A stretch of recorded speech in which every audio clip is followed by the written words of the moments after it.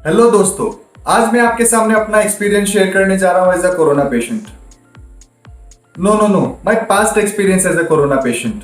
सबसे पहले बात करेंगे सिम्टम्स की। वो कौन से कॉमन सिम्टम्स हो सकते हैं जिस वजह से आपको कोरोना की शिकायत हो सकती है।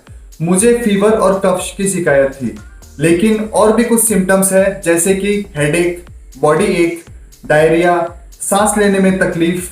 ये कुछ कॉमन सिम्टम्स है जो कि कोरोना पेशेंट को हो सकते हैं। मैं 18 जून 2020 को टेस्टिंग करवाने गया। एक लंबी लाइन लगी थी। मेरे आगे कम से कम 20 से 25 लोग थे। मेरा नंबर आते आते कम से कम 2 घंटे लग गए। 2 घंटे बाद मेरा स्वैब टेस्ट हुआ और मुझे डॉक्टर ने एक प्रिस्क्रिप्शन दिया। उन्होंने मुझे कफ सिरप और एंटीबायोटिक्स दी और उन्होंने मुझे कहा मुझे 14 दिन तक होम क्वारंटाइन में रहना पड़ेगा। अगर मेरे टेस्ट रिजल्ट पॉजिटिव होते हैं तो मुझे कॉल करके इन्फॉर्म किया जाएगा। मैं घर आया, सेल्फ क्वारंटीन में रहा, जहां पे मेरा वॉशरूम सेपरेट है ताकि कोई और उसको यूज ना कर सके, मैं किसी और के साथ टच में ना आ सकूं। खाना पीना हाइजीन कंप्लीटली मेंटेन किया जा रहा था, सैनिटाइजेशन भी मेंटेन किया जा रहा था ताकि मेरे वजह से मेरे पेरेंट्स को अगर वायरस है तो स्प्रेड ना हो जाए। 23 जून 2020 को मेरे पास एक कॉल आया और मुझे कहा गया कि I was tested corona positive. मैंने अपने फैमिली को इन्फॉर्म किया, सब बहुत अपसेट हो गए, बट मैंने उनको कंसोल किया। मैंने कहा मेरा डाइट अच्छा है, मैं वर्कआउट करता हूँ, मेरा इम्यूनिटी स्ट्रांग है, तो आप चिंता मत कीजिए, मैं जल्दी वापस आ जाऊंगा। शाम को मेरे पास कॉल आता है, नीचे एम्बुलेंस खड़ी थी। मैं पैकिंग करके एम्बुलेंस के पास गया और मेरे चेहरे पे एक स्माइल आ गई। जानना चाहेंगे क्यों? वहां जाते ही मुझे सेलिब्रिटी टाइप फीलिंग आ रही थी। वहां एक बहुत सी भीड़ खड़ी थी जो कि कैमरा लेके कोई फोटो ले रहा है तो कोई वीडियो बना रहा है। मुझे अभी तक समझ में नहीं आया कि एक कोरोना पेशेंट का वीडियो बना के लोगों को क्या मजा आ रहा था। एम्बुलेंस में एंटर करते ही मैंने देखा एक मिडिल एजेड लेडी वहां बैठी थी। She was also a patient. आगे 3-4 और पेशेंट्स को उन लोगों ने रिसीव किया हॉस्पिटल जाने के पहले। उसमें से एक यंग लड़की थी, वो रो रही थी।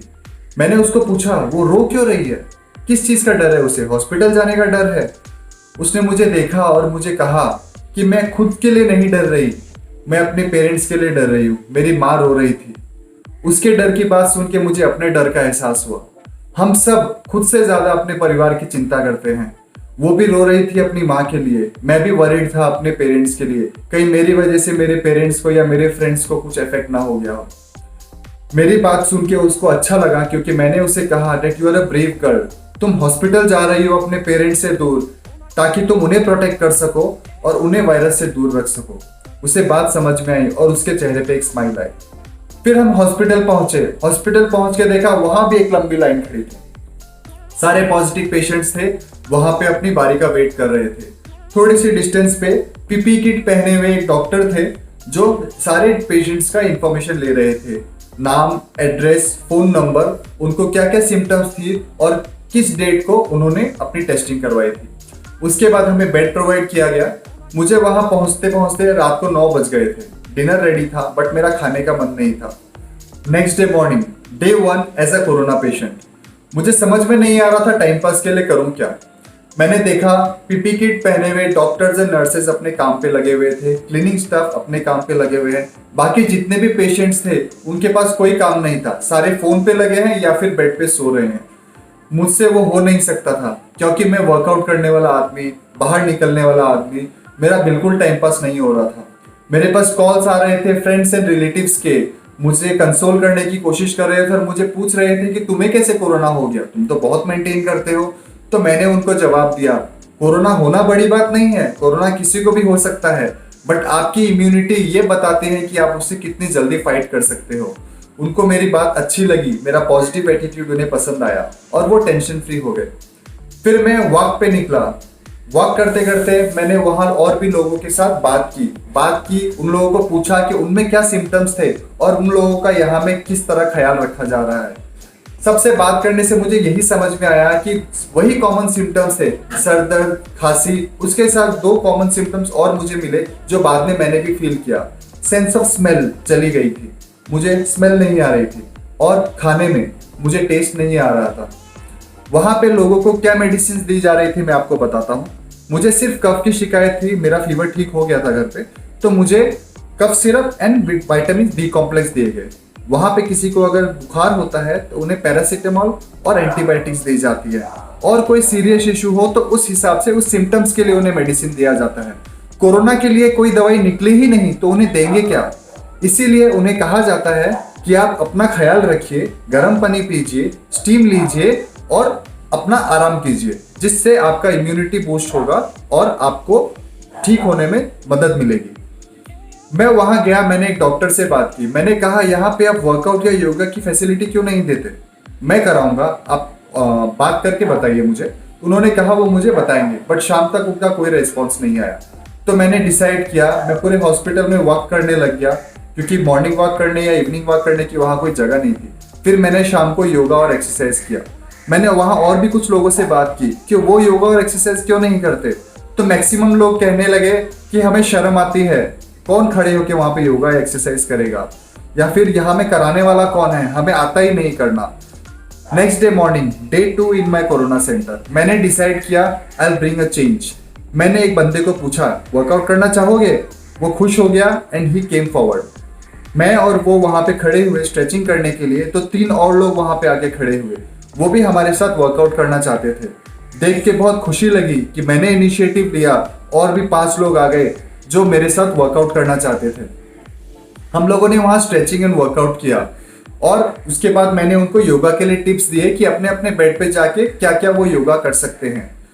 सुबह से शाम तक 5 और लोग मुझे ज्वाइन करने के लिए आ गए। शाम को फिर से हम एक्सरसाइज के लिए गए, तो उस वक्त 5 के जगह 10 लोग वहां पे मौजूद थे। बहुत खुशी हुई और मैंने डिसाइड किया कि हम फेसबुक लाइव पे अपना पॉजिटिव एटीट्यूड दिखाएंगे। Next day morning Facebook live पे हमने सबके सामने वर्कआउट किया। मुझे बहुत अच्छा रेस्पॉन्स मिला, लोगों ने बहुत अच्छा फील किया। उन लोगों के मन में भी पॉजिटिविटी आई जब उनको ये पता चला कि लोगों के इतने अच्छे कमेंट्स आ रहे हैं। उन लोगों को, वो लोग पॉजिटिव पेशेंट्स और पॉजिटिव पेशेंट्स के पॉजिटिव एटीट्यूड को देख के बहुत खुश हो रहे थे। हम सिर्फ वहाँ कोरोना सेंटर के 10 पेशेंट नहीं, उस वक्त आसपास के और भी बहुत से लोग मोटिवेट हुए और इस सेंटर के बाहर भी बहुत से लोगों ने वो वीडियोस देखा और वो लोग भी मोटिवेट हुए योगा और एक्सरसाइज के लिए। तो मैं जितने दिन वहाँ पे था, हम योगा और एक्सरसाइज कंटिन्यू करते रहे। मेरी सेकेंड टेस्टिंग हुई 26 जून 2020 को और 27 को मेरा रिपोर्ट आ गया that I was normal, I was tested corona negative. मुझे बहुत अच्छा लगा ये देख के कि वहां पे लोग मुझे पूछ रहे थे अब आप चले जाओगे तो हमें एक्सरसाइज कौन कराएगा। तो मैंने उनको अपने यूट्यूब चैनल का लिंक दिया और उन्होंने कहा कि वो उसे जरूर फॉलो करेंगे। बट जाते जाते वो फिर से मेरे साथ वर्कआउट करना चाहते थे। तो उस दिन हम शाम को फिर से जमा हुए, कॉरिडोर में खड़े हुए और हमने फिर से एक बार ग्रुप में workout, stretching, warm up and yoga किया। बहुत अच्छा माहौल था, बहुत ही अच्छा लगा ये पॉजिटिव एटीट्यूड देख के। तो दोस्तों, मैं आपको एक बात बताना चाहूंगा, ये वीडियो बनाने का मेरा मोटिव क्या था। ये वीडियो बनाने का मेन मोटिव ये था कि कोरोना से डरिए मत। डरना है तो उस फीलिंग से डरिए कि कोरोना कहीं आपके चक्कर में आपके दूसरे लोगों के साथ स्प्रेड ना हो जाए। कोरोना से डरने की जगह कोरोना से लड़ने की जरूरत है। खुद के इम्यूनिटी को बूस्ट करिए, अपना डाइट और वर्कआउट एंड योगा करके खुद को स्ट्रांग बनाइए कि कोरोना आपके पास आ तो जाएगा लेकिन वापस जाने के लिए कोशिश करेगा, यार कहाँ पे आ गया, मुझे फटाफट बाहर वापस जाना है। इसीलिए yoga, exercise and diet maintain करिए। मैं आपको एक चार्ट दूंगा अभी जिसमें किस तरीके से आप क्या क्या खा सकते हैं जिससे आपकी इम्यूनिटी बूस्ट होती है और आप क्या क्या योगा एंड एक्सरसाइजेस कर सकते हैं